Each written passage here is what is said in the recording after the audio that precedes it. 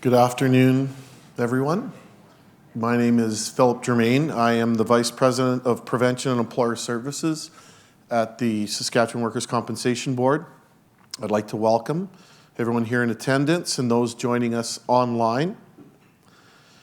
What we're going to share with you today is the impact of the implementation of the enhanced rate-making model, which will come into effect for the 2018 premium rates.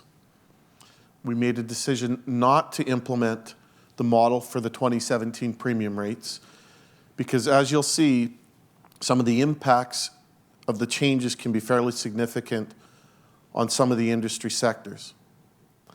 Our board and administration felt it was important that we provide the opportunity to provide some educational sessions related to what is exactly changing and how that might impact specific rate codes. So what we're going to show you this afternoon is not the 2018 premium rates. We're not going to be able to attempt, or we won't attempt to guess at what those are because we don't have all the data to determine the 2018 premium rates. We'll show you a comparison between the 2017 rates as currently calculated and published compared to what the rate would have been had we implemented the enhanced model in 2017. We have 2 hours scheduled for the session, roughly an hour for the presentation, and then an hour for questions. And I'll provide information at the end of the session where you can provide feedback or ask questions if all your questions aren't answered here, and or if you go away and think about it, because some of the information that we're presenting is fairly detailed. It's quite a bit of information will be thrown at you. And you may need some soak time, and after that you may have questions, and we'll have a mechanism, a process where we can answer your questions even after the session.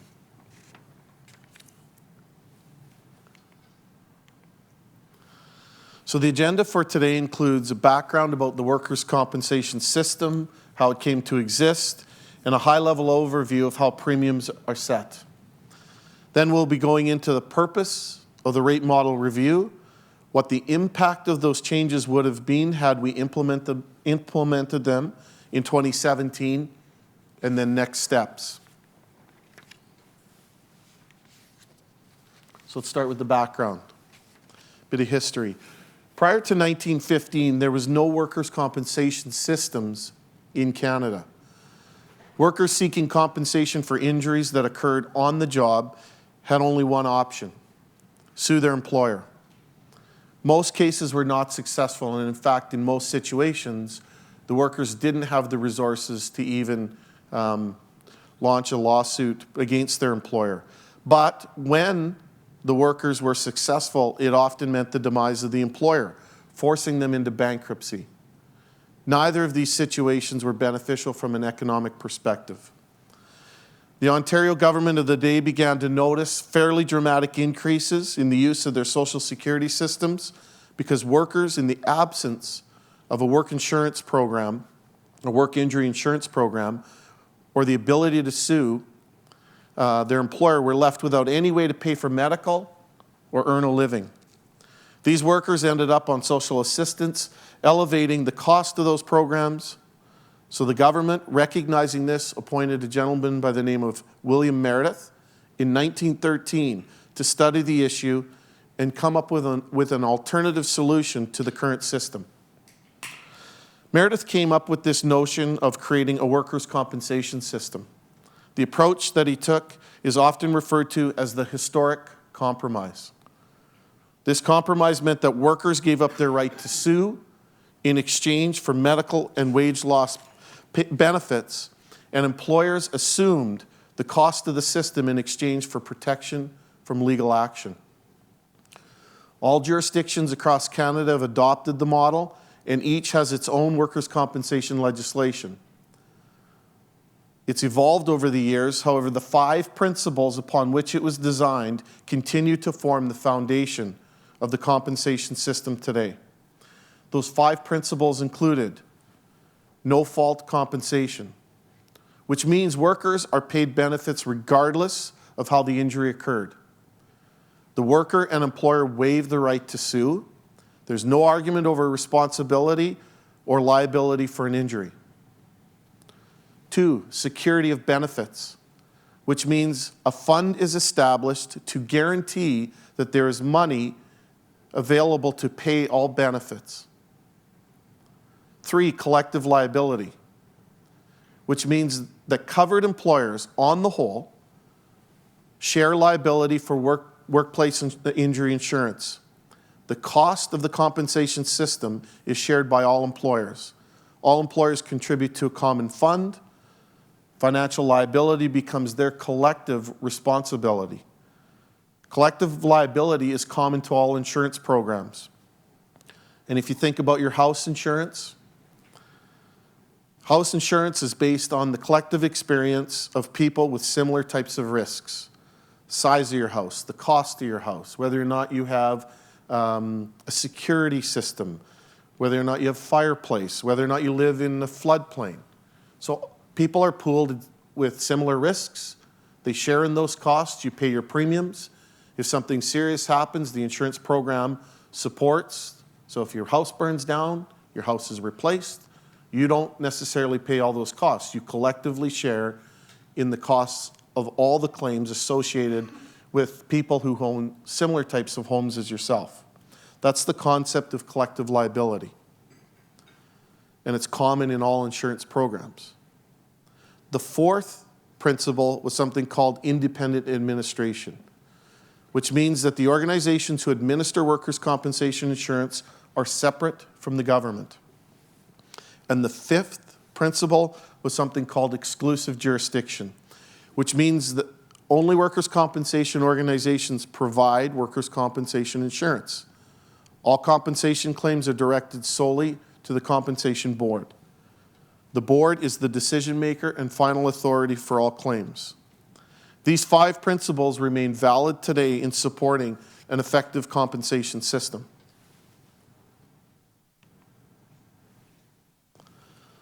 So what's the process by which we actually determine an employer's premium rate? There are 3 basic steps that establish the amount of premiums that an employer would pay. The first one is industry classification. In Saskatchewan, there are roughly 47,000 employers registered with the WCB. We take those 47,000 employers and we group them into what we call rate codes based on their primary business activity.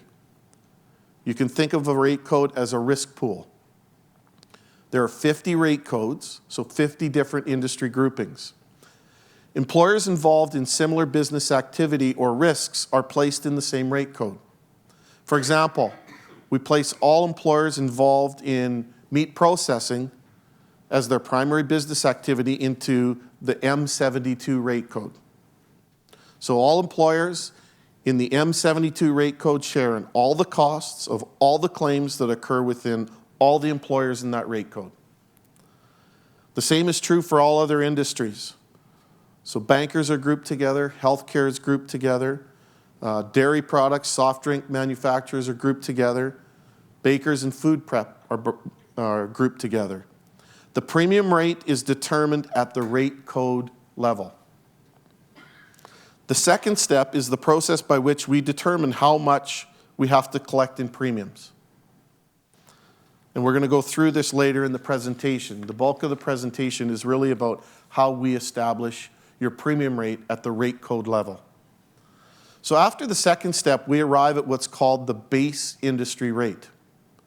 So every employer in a rate code would start off paying the same base premium rate, but recognizing that the individual employers in that rate code might have different experiences. To hold individual employers more accountable for their own experience, we introduce something called experience rating. And that has 2 streams. The first one is the standard program. The standard experience rating program is designed for smaller employers who pay us less than $21,000 in premiums over the previous 3 years.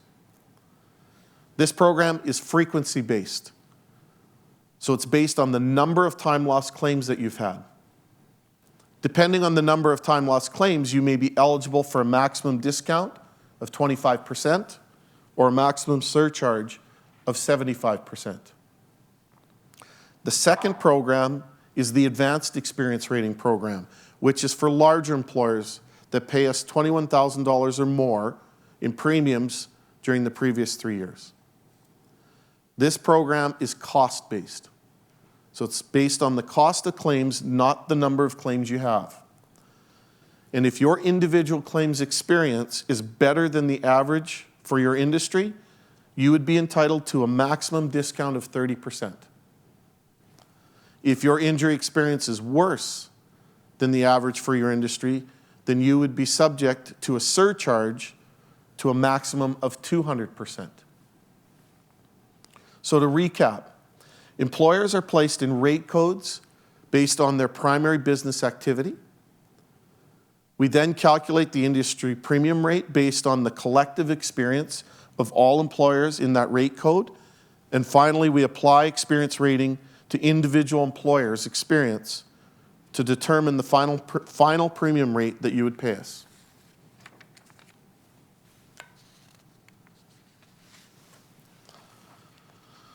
So the rate model review.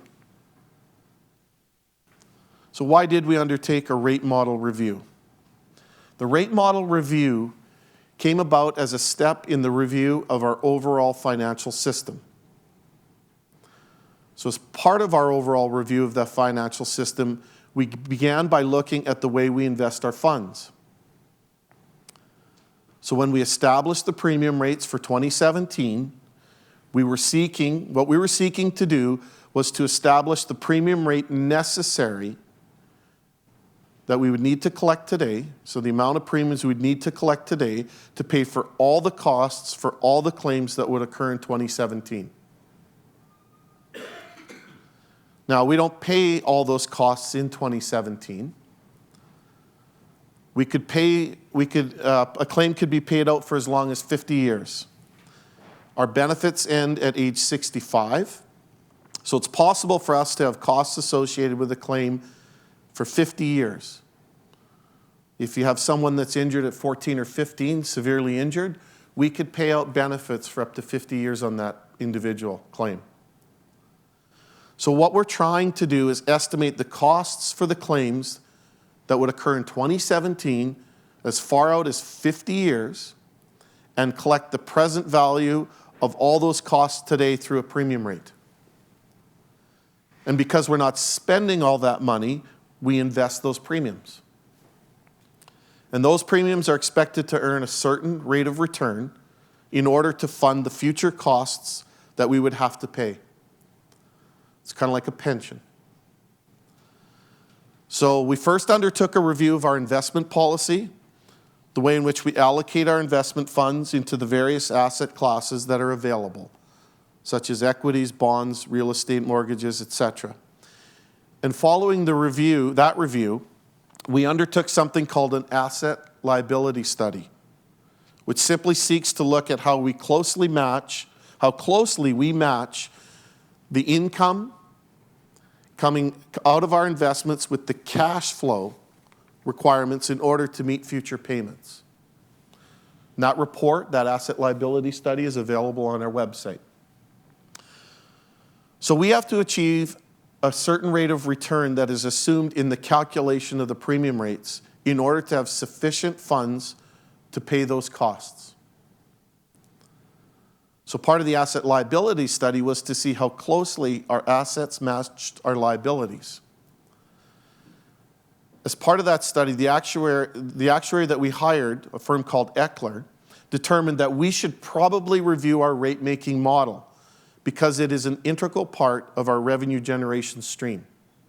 So coming out of the asset liability study, Eckler, the independent actuary that we hired to do the asset liability study, said, you should really look at your rate-making model. So that was the first reason we decided to look at the rate model.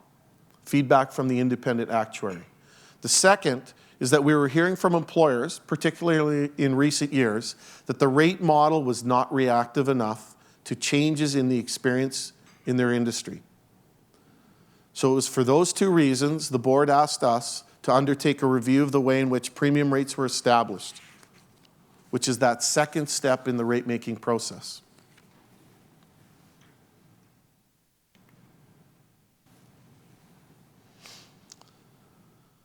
So what we sought to do in reviewing and enhancing the rate-making model is to balance these often four competing principles within the model.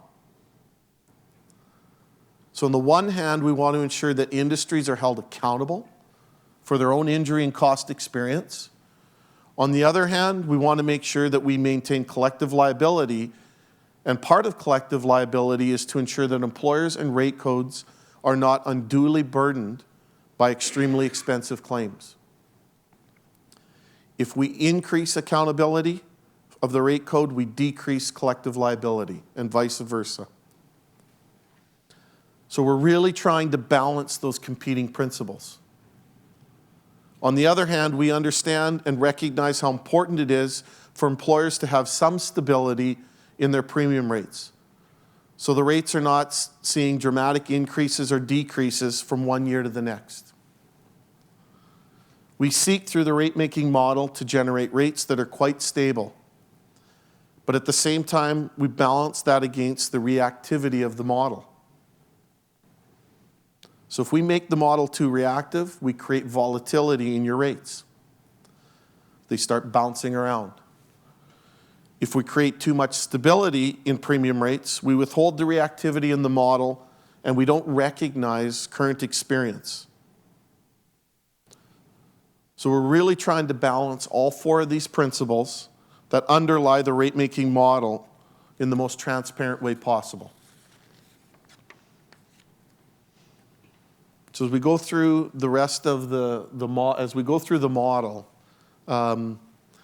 we're trying to make what's really a very technical topic as straightforward as possible so that people can understand it and really at the end of the day try and understand all the principles that are underlying how their premium rates are created.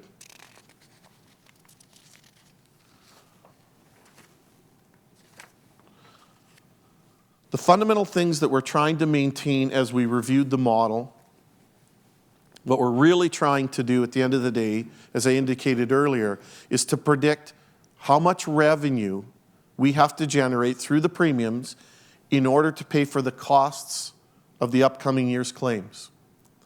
So we are anticipating that an average rate of $1.24 that we had established for 2017, that money is going to be sufficient to pay for all the costs associated with all the claims that occur in 2017. So in conducting the review, we wanted ECLR to look at the credibility of the model from the perspective of it accurately generating the amount of premium revenue we would need to fund the system. No more, no less. We also wanted to make sure that the model was fair and equitable to all employers and that it be actuarially based, meaning we take a scientific approach to establishing premium rates.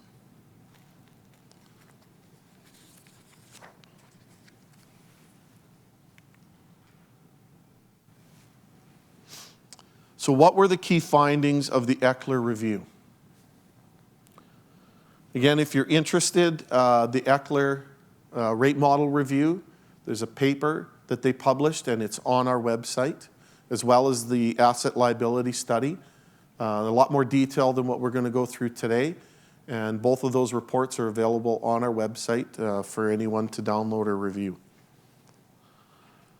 So what ECLR actually determined is the process for determining the premium rate at the board level is sound. So the WCB process, Saskatchewan's WCB process for determining the premium rate at the overall board level is sound and works well for generating the revenue requirements at what we call the board level. I'm going to use the term board level or board level experience a few times, and this refers to the collective experience of all employers in all 50 rate codes within the Saskatchewan WCB system. So the current model works well in predicting the future costs and premiums required to fund those costs. But what ECLR found was that it needed some refinement because it was not doing as good a job when we got down to the individual rate code level. And quite frankly, over the years, they found as a result of some changes in the economy, injury prevention practices, some of the principles like accountability and reactivity had deteriorated, and they required us to intervene in order to maintain things like rate stability and reduce volatility in premium rates. Eckler made 7 recommendations, and I'm going to talk about them in some level of detail, each one of them, but I want to cover off one right now, and that's the second one related to classification. What Eckler noted was that in Saskatchewan, we have 50 rate codes, and there are some rate codes that are very small. Some of them have less than 20 employers in them. It's very difficult to predict future claims and claims costs in such small rate codes. So for example, if we were to conduct a survey and the sample size that we used was not very big, it would be hard for us with any credibility to say what that the survey is, the responses are credible and accurate. So what Eckler noted is that we don't actually have a process to systematically review our classification system. Eckler said we ought to build a process that would require periodic reviews of the classification system with the thought of perhaps merging some of those smaller rate codes with other rate codes to create a larger sample size that would enable us to credibly predict the experience of the rate code. What the board has decided is that they'd like us to build that process for reviewing the classification system, the rate codes. But in the meantime, there are no immediate plans to review the classification system or merge any rate codes. And any process that we would build, so we're going to build the process by which we will regularly review the classification system and related rate codes. But any process that we build to do that is going to require a fair amount of analysis and include consultation with any industries impacted by the change. So if we're going to merge rate codes or move employers from one rate code to another, there's going to be impacts. And we want to make sure that we go out and consult with the industry so they understand the nature of those impacts and why a decision like that might get made, or not for that matter. So let's look at the industry impacts of the enhanced model.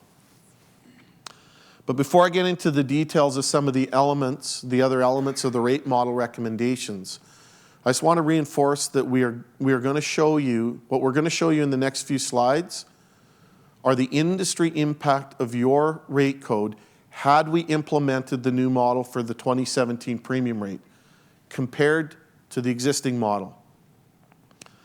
Again, we don't know what the impact might be on the 2018 premium rates at this particular point in time because we don't have all the claims experience data required to predict the 2018 experience so we can calculate those premium rates. What you're going to see is simply a proxy for the order of magnitude that you might be impacted by as a result of these enhancements to the system. The 2018 premium rates will be released in the fall and will include these enhancements to the model itself and will be adjusted for your current injury experience.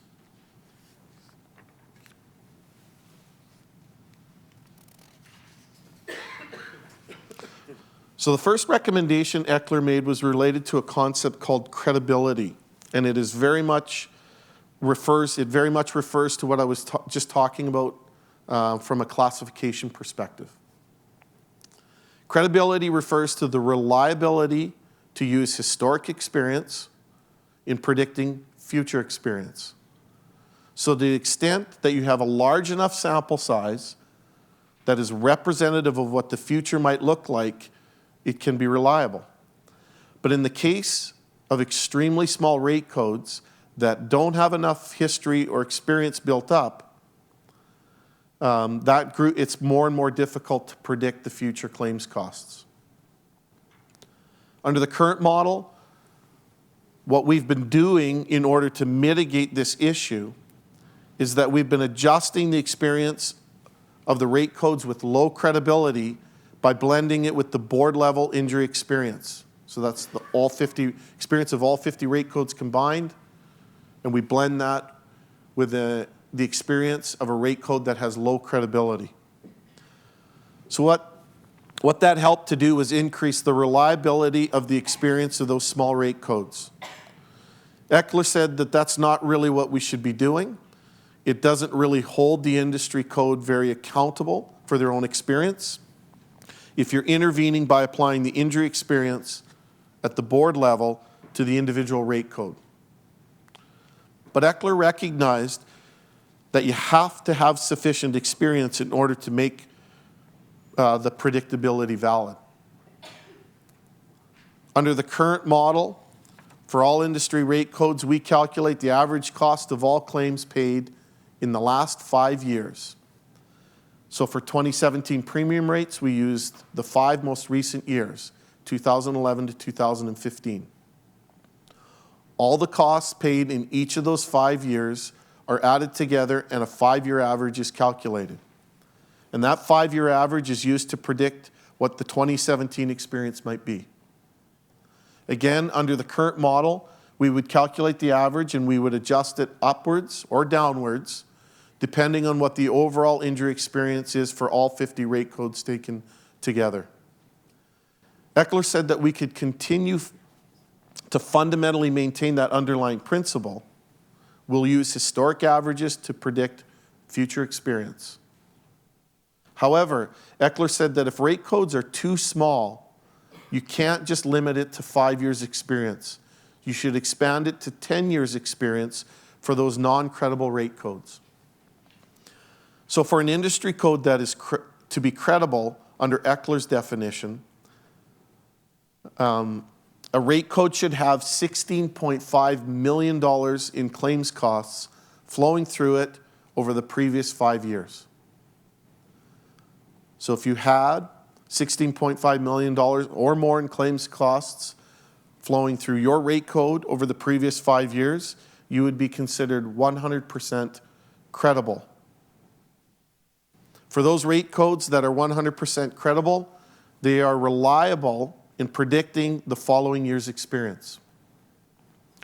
However, if credibility falls below 100%, so less than the $16.5 million, then we would need to blend a 5 and 10-year average experience. For example, if your rate code had $10 million in claims costs running through it, that equates to about 60% credibility. So for that industry rate code, we would use 60% of the average for the last 5 years and 40% of the average for the past 10 years. And that blended average is what we would use in order to forecast what the future costs might be. Generally speaking, because we adjusted all the experience with the board level experience, most industry rate codes, for most industry rate codes, if your rate code experience is worse than the board experience, by us not blending your rate code experience with the board level experience, and by looking at just your industry's 5 and 10-year average costs, that would cause an increase in your premium rate. So if your experience was generally worse than the board level experience, because we're removing that blending of those two experiences, your costs are likely going to go up. If your experience is better than the board level average, then this would have the effect of reducing your premium rates. So what happened in M41, M42, and M72?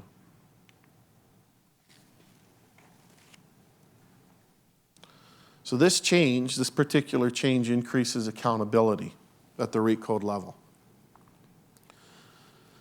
Under the current model, M41, dairy products and soft drinks, is currently 24% credible. Their experience is better than the overall board experience, which has typically increased their costs. The blending would have increased costs. So by removing that current practice, it's going to drive down the premium rate.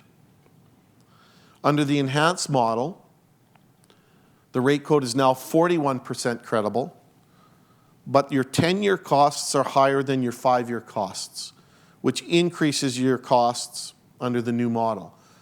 Those two impacts have a net result of a 7-cent decrease in this element of your premium rate, had we implemented that in 2017.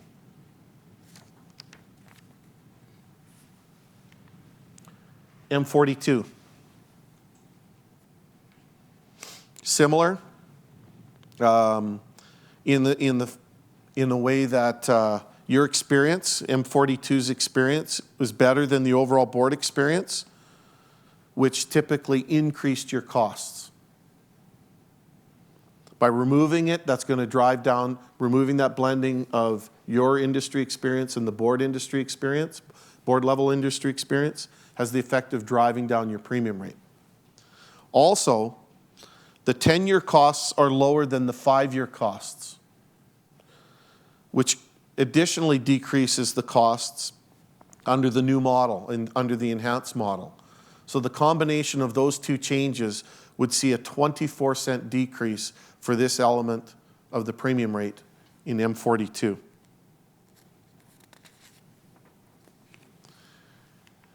M72, on the other hand, their experience has been traditionally worse than the overall board experience, which is caused by the blending, actually caused to decrease their premium rate.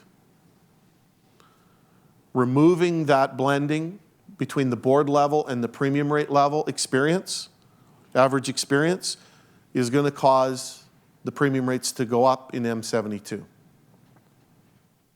Under the enhanced model, the 10-year costs are also higher than the 5-year costs, which will also increase costs under the new enhanced model.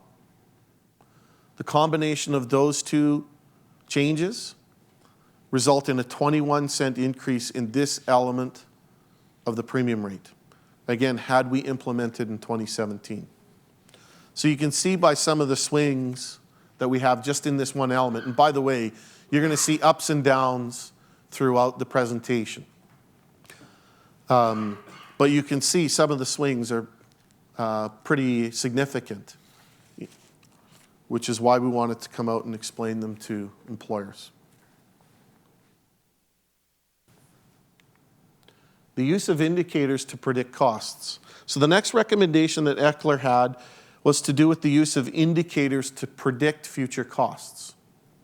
So I just talked to you about how we use a 5-year average to calculate what we expect in terms of spending for the future, the amount of money we would need in the future to cover costs.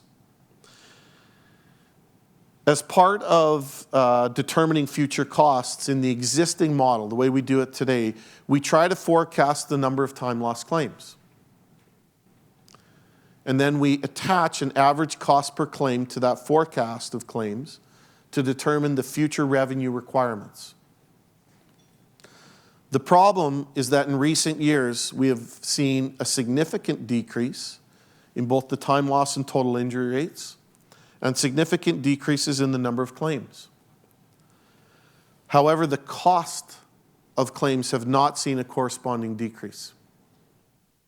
In fact, in some cases, we're seeing increases in claims costs. So using the time loss claim counts as an indicator of the way costs might move is no longer valid. There's no positive correlation anymore between how costs are moving in the system and how the number of injuries are moving. Claims are on a steady decline, costs are on a steady increase. What Eckler said is that you need to stop using the number of time loss claims as an indicator of what future costs might be. Eckler suggested we stick to the 5 and 10-year average, but adjust that average by the change in workforce. Change in the change in the workforce simply means the percentage change in the number of workers covered in a particular industry rate code. When we graphed the change in costs with the change in workforce, we found a very strong correlation, 97% correlation. So really the change in workforce maps up against the change in costs with a high degree of confidence. There's a strong correlation there. It validated what Eckler was saying, that the movement of costs has a high correlation in the movement in the change of workforce. In recent years, the correlation between costs and time loss claims actually had a negative correlation. I think it was negative 88% or 88% correlation between time loss claims and costs. And so we accepted this recommendation, and we will no longer use time loss claims to predict future costs. It's important to understand that in the 90s, I go back here, in the 1990s, when we implemented using time loss claims as a predictor of costs, there was a very strong correlation. But in more recent years, that correlation is broken down. It just doesn't work anymore. So we accepted the recommendation. We'll no longer use time loss claims to predict future costs. We'll rely on the change in the workforce of the 5 and 10 year average in costs. So if we see a 5% growth in workforce, we're going to assume the average of your claims costs will grow by 5%. Because of the volatility in some of the premium rates, we were blending the current premium rate with the previous year's premium rate, basically averaging the two. So for whatever the model would spit out for 2017, we would have averaged that with the 2016 premium rate and charged you that amount. So what we're charging you today is a blend between the 2016 rates and 2017 rates in order to remove volatility of the rates because of the lack of reliability in the model. So really, with the decrease in time loss claims and the increase in costs, using time loss as a predictor of costs, we were underestimating costs. In looking at the number of time loss claims, we were just simply underestimating costs. The blending helped make sure that A, we were bringing in the adequate revenue, but secondarily, we were removing a bunch of volatility, up or down, as it relates to premium rates.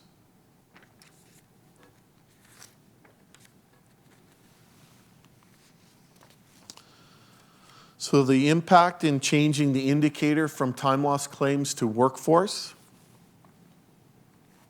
In M41, time loss claim counts have been decreasing significantly since 2008. So the current model would predict that because time loss claims are going down, that our claims costs or claims liability would see a corresponding decrease. We know that that's just not the case. Using workforce will cause the rate model to expect an increase or decrease in claims liabilities that is more in line with where the industry is going. Therefore, the adoption of workforce as an indicator of costs will increase M41's premium rate by 38 cents. So that's going to the new model. But the current model, in order to promote that rate stability, we were blending the previous year's premium rate and the current year's premium rate. But the fact that we're no longer doing that, you would see a decrease of 21 cents by removing the current practice. The net of that would be an increase of 17 cents in this element of the premium rate had we implemented it in 2017. In M42, similar type of story. Time loss claim counts have been decreasing significantly since 2010. Therefore, we would have been projecting a corresponding decrease in costs related to those decreasing time loss claims. However, workforce, using workforce would have predicted a slight increase in the number of workers. which would have caused an increase in the expected costs. So moving to the enhanced model would see M41's premium rate go up by 17 cents. But by removing the current practice of blending the previous year's premium rate and current year's premium rate, we would see that go down by 3 cents for a net of 14 cents. The premium rate for this element of the premium rate, this element of the premium rate would go up by 14 cents because of those two changes. And M72 have seen generally time loss claim counts decreasing since 2003. So again, we would have been predicting a related decrease in claims costs. Using the workforce indicator instead of time loss claim counts, however, would cause the model to expect a slight decrease in claims liabilities that is in line with the decrease in FTEs in the industry. So the adoption of workforce as an indicator would still cause M72's premium rate to go up by 22 cents. But by removing the current model of blending the previous premium rate, year's premium rate with the current year's, would see a decrease of 14 cents. And the net of that is an 8 cent increase in this element of the rate, premium rate.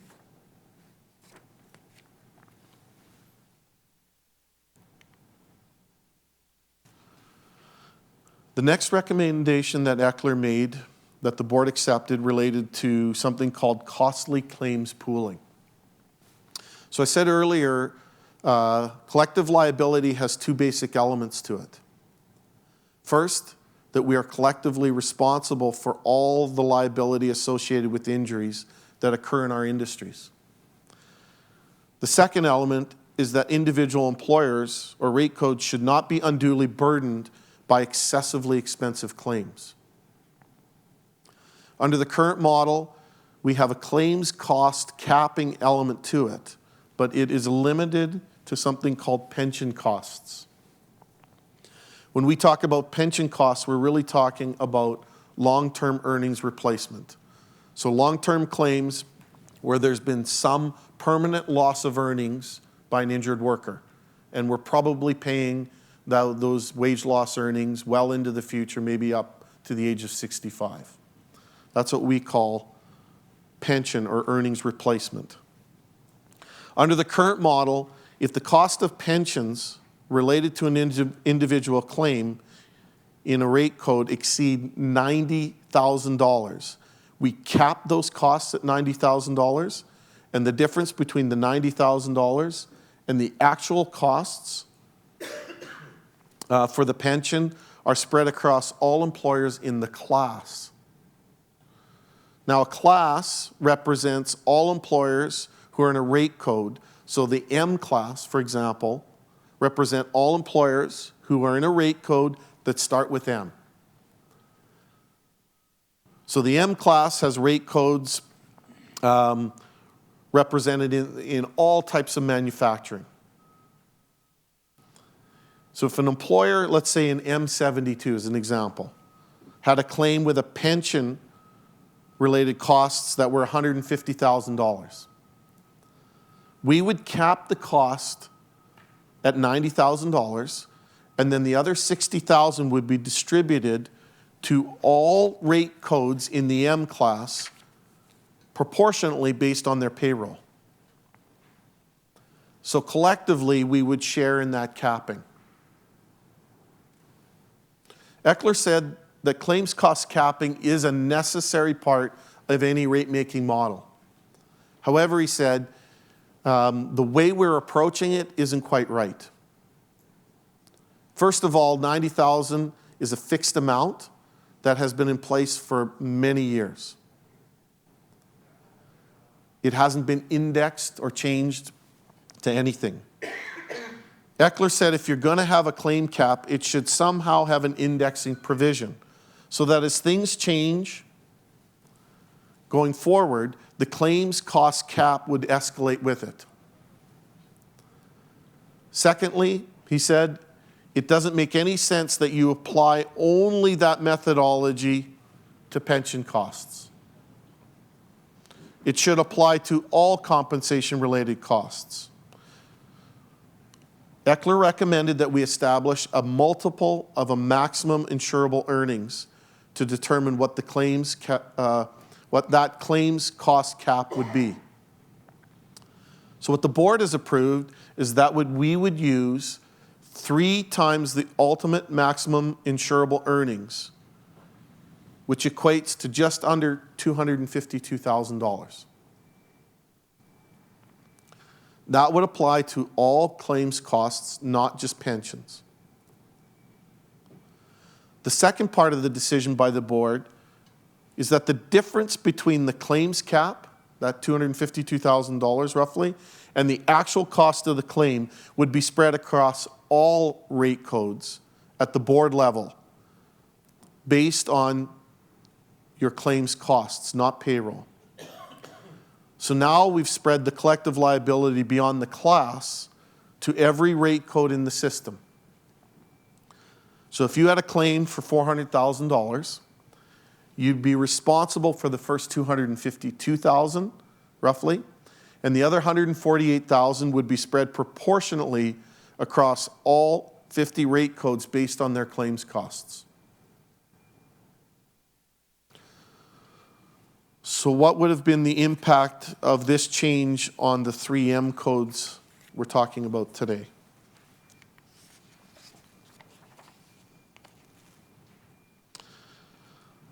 So in M41 was benefiting from the pension pooling because their average pension costs were higher than the average M-class pension costs.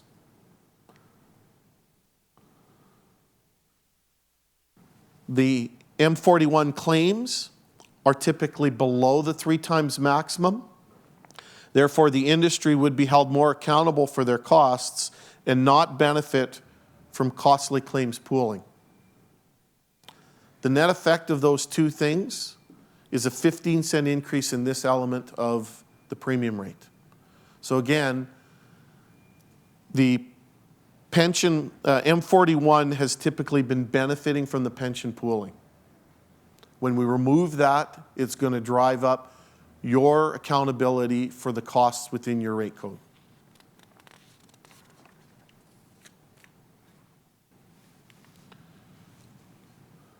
M42, average pension costs there have been higher than the M code or the M class. So again, they used to benefit significantly from pension pooling. And the costs in excess of 3 times the max are also higher than the board average. So they're actually going to benefit from pooling costly claims. So removing the average, the pooling of pensions is going to cause M42's premium rate to go up, but pooling costs in excess of 3 times the max is actually going to cause a downward effect on this element of the premium rate. The net effect of those two changes is going to be 6 cents added to the premium rate.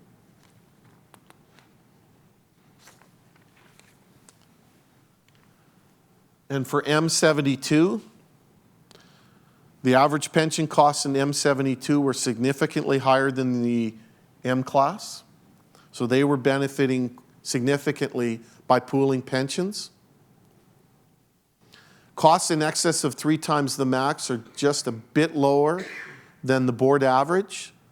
So they're not going to benefit very much from the pooling of claims. Those two changes would cause a 12-cent increase in this element of the premium rate had we implemented it in 2017.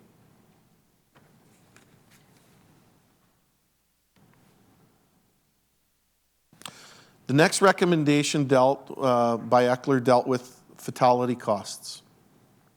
Under the current system, we calculate an average cost per fatality for all fatalities that occurred over the last 10 years. And every rate code gets charged the same amount whether or not they had a fatality.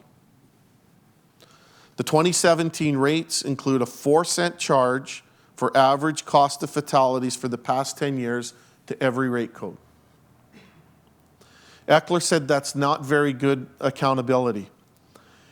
What you should be doing is you should be holding rate codes that have fatalities more accountable for their own fatalities. And depending on the credibility of the rate code, we'd look at the average cost of fatalities over the past 5 years, or for low credible rate codes, a blend of the 5 and 10-year average fatality costs. Now, the cost of a fatality can vary significantly. If it's a single person with no dependents, the cost of that fatality may be as low as $10,000. However, the costs of the death of an individual who's married, had several dependents, may be as high as $1.6 million over the life of that claim. So in order to recognize the diversity in the cost of fatalities, the board said that they will cap fatality costs at the same level as every other claim, 3 times the maximum insurable. So let's look at the impact of changing to the way we deal with fatalities. We would have changed the way we deal with fatalities in the enhanced model. So in M41, costs of the industry's 5 and 10-year average for fatalities is 2 cents more than the board level's 10-year fatality average, which was 4 cents. Even though M41 had only one fatality, shouldn't say only, but had one fatality in 2011 to 2015, clearly there were other fatality costs in the 10-year average that got picked up. Because again, M41 has considered one of the lower credibility rate codes. M42. Costs of the industry's 5 and 10-year average is 2 cents less than the board level's 10-year fatality average. So it was 2 cents instead of 4 cents.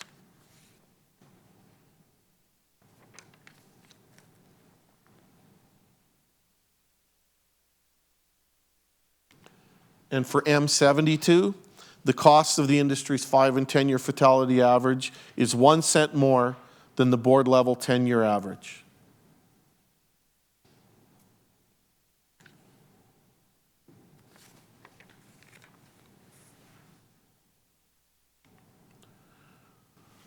Long-term claims.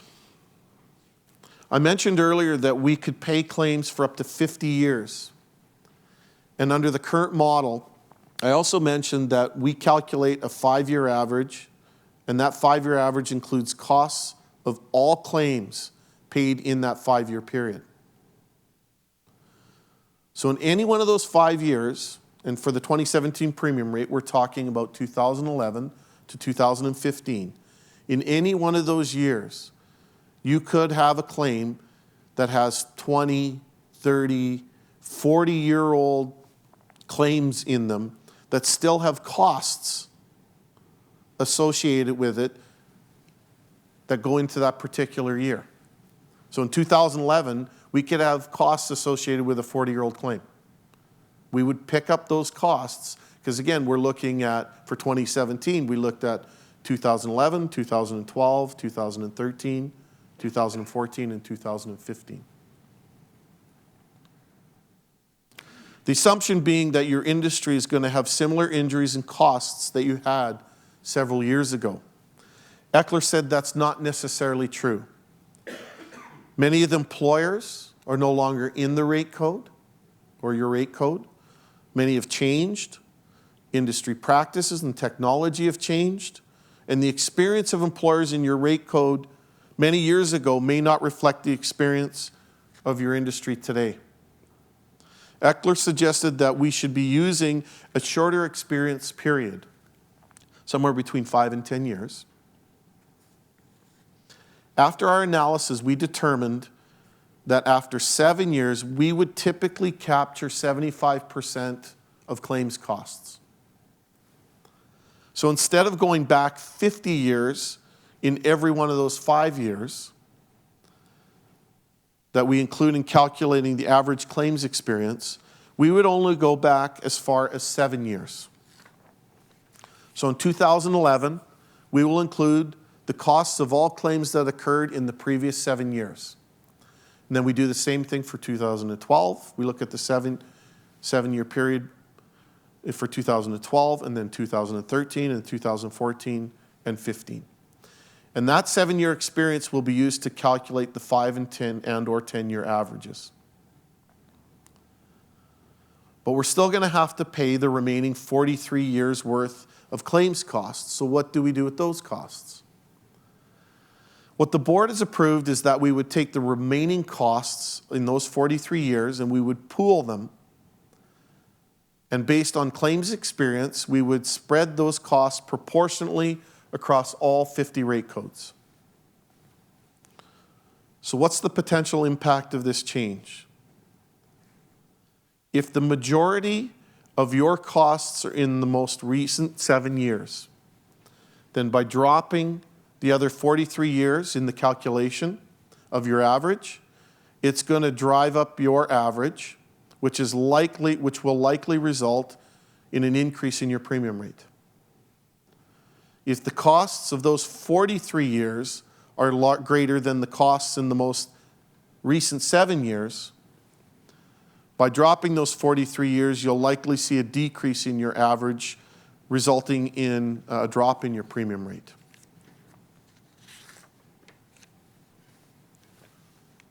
So let's look at it for each of the 3 rate codes. So in M41's case, your portion of the 7-year costs are higher than your portion of the 43-year costs. So your premium rate is going to go up in this element by 13 cents.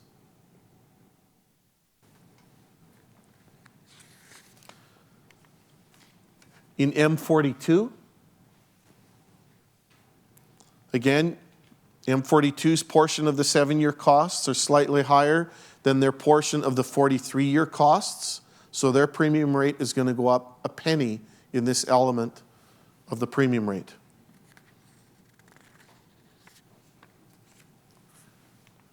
And for M72, M72's portion of the 43-year costs was actually higher than their portion of the 7-year costs. So their premium rate is going to go down 16 cents for this element of the premium rate.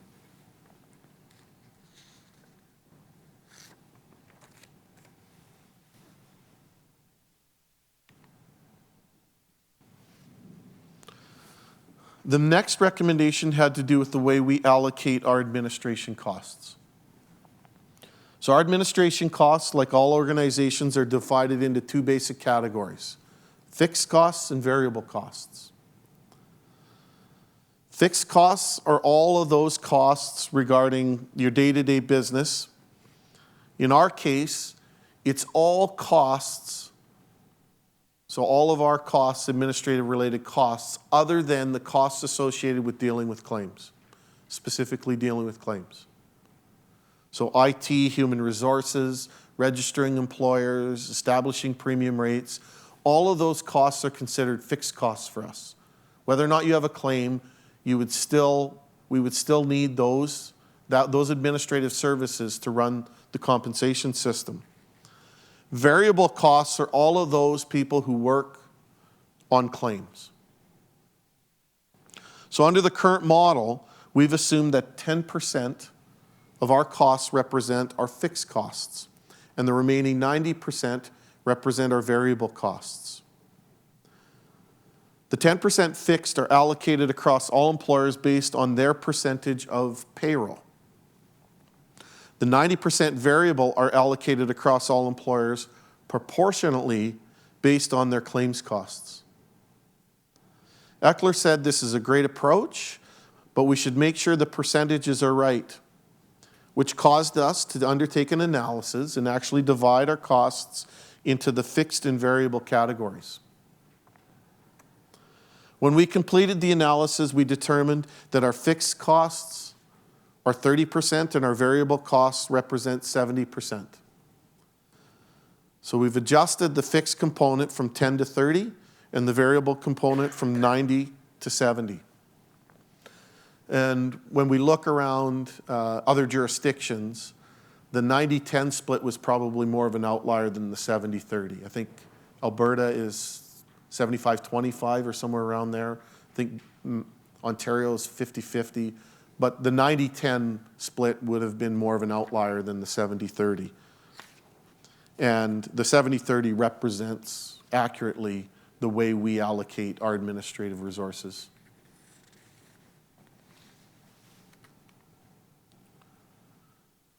So the impact of changing the way we allocate administrative costs. In M41, the variable costs, so the costs associated with managing claims, dealing with claims, would have gone from roughly 50 cents, 57 cents down to 52 cents. The fixed costs, and this is across all rate codes, would go from roughly 3 cents to about 10 cents. The net impact of that is going from roughly 60 cents to 62 cents, so a change of 2 cents based on the way we would allocate administrative costs across the system.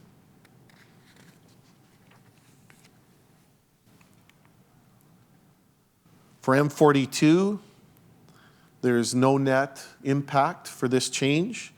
The variable costs are going to go from roughly 36 cents down to 30, and the fixed costs are going to go up from 3 to about 9 or 10. The net impact of that is staying the same from roughly 39 cents to 39 cents. So no change in the M42.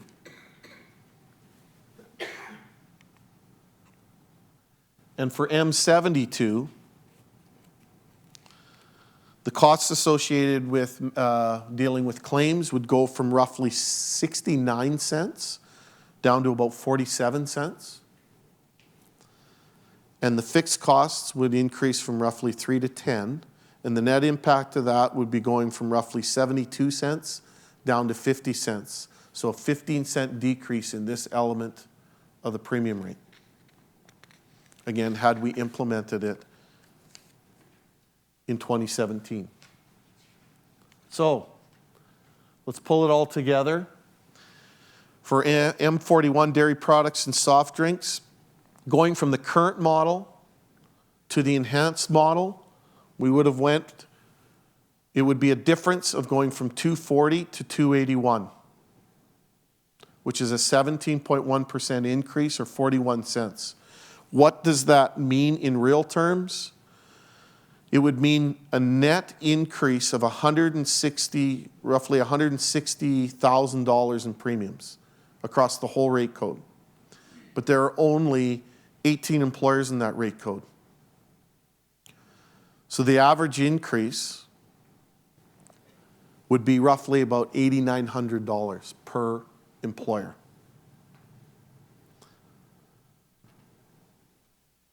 So the biggest increases under the claims costs from roughly $1.56 to $1.90. So in this case, the industry is being held more accountable for their claims costs and a slight increase in fatalities.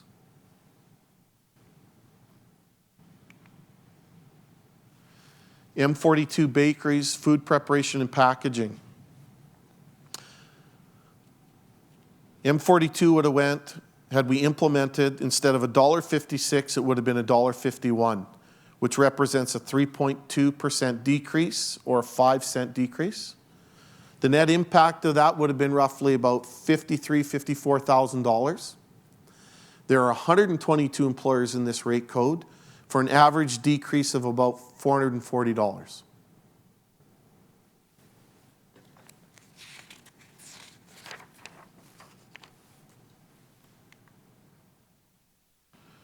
And M72 had we implemented, would have been from $1.48 to, or $2.48 to $2.58, representing a 4% increase or 10-cent change. The net impact of that would have been roughly an increase of $182,000 in premiums. There are 34 employers in that rate code, so the average increase would have been about $2,400 per employer.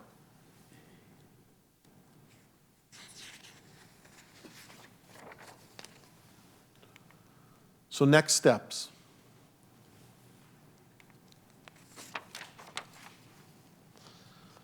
Today's presentation webinar was recorded and will be available on the WCB website, www.wcbsask.com.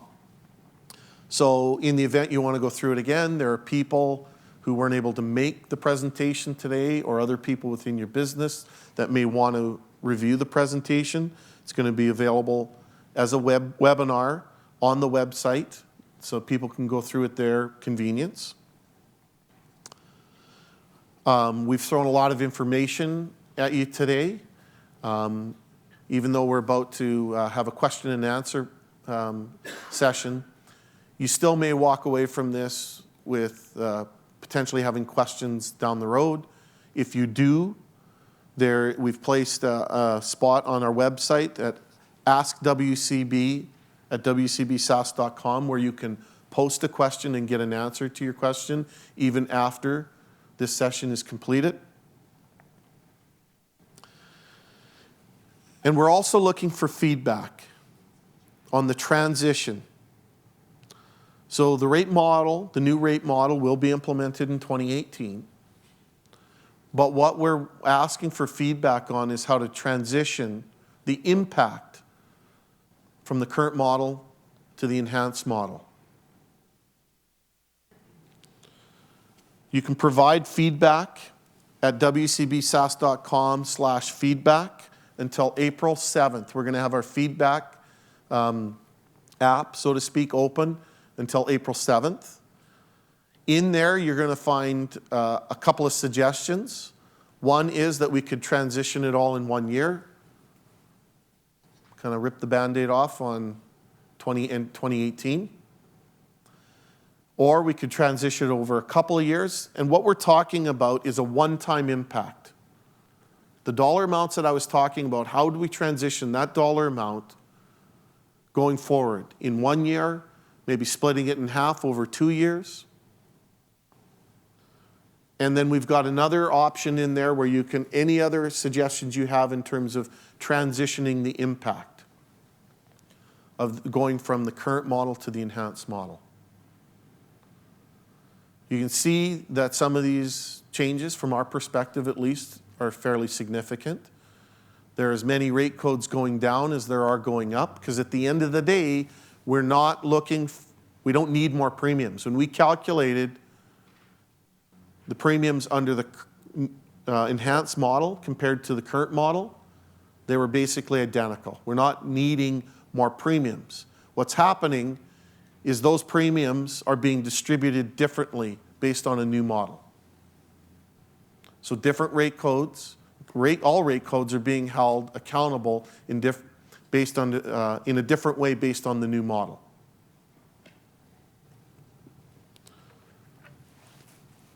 So the feedback, the opportunity for feedback again will be open until will be available or open until April 7th. You can go online and provide your feedback in terms of any ideas that you may have to transition from the current model to the enhanced model.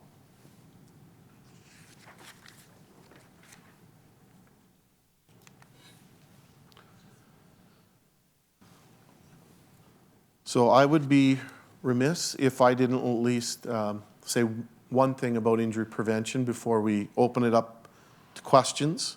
It's important to highlight the importance of injury prevention. I think all of you know our goal of Mission Zero. I think you all understand that the best solution to managing claim costs is to prevent the injury from occurring in the first place. I want to thank you and all the people online and all the employers in your industries for all your efforts to help make Mission Zero a reality. We know that you're working hard on injury prevention and managing claims. In 2016, 88% of employers in Saskatchewan had zero injuries, zero claims. That's higher than the year before, which was higher than the year before that. So the percentage of employers achieving Mission Zero over the last few years has steadily been increasing, and it's based on efforts from employers like yourselves who are always looking for ways to improve injury prevention.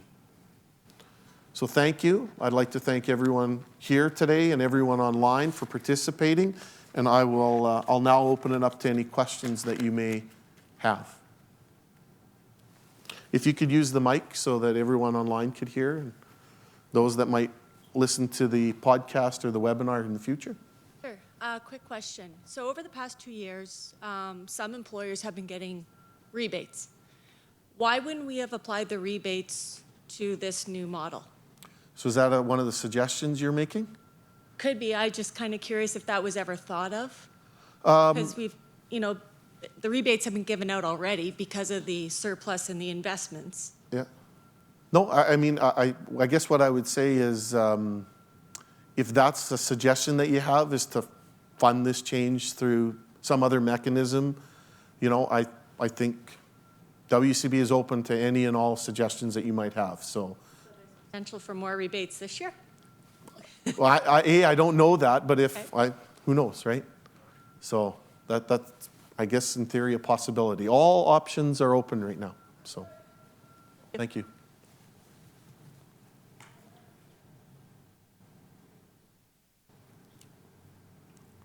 Any other questions? Any online questions? No? Well, like I said, this is not going to be your last opportunity to ask questions. I know, again, we've thrown a lot at you. So if you do have future questions, by all means, post it on the website at that Ask WCB. We're going to look at all the questions and comments and feedback that everybody gives us and consider how we move forward with the transition plan. So if there are no questions, I'd like to thank everyone who attended in person and online. Weather out there is a little interesting today, so if you're traveling, safe travels, and thank you again for attending.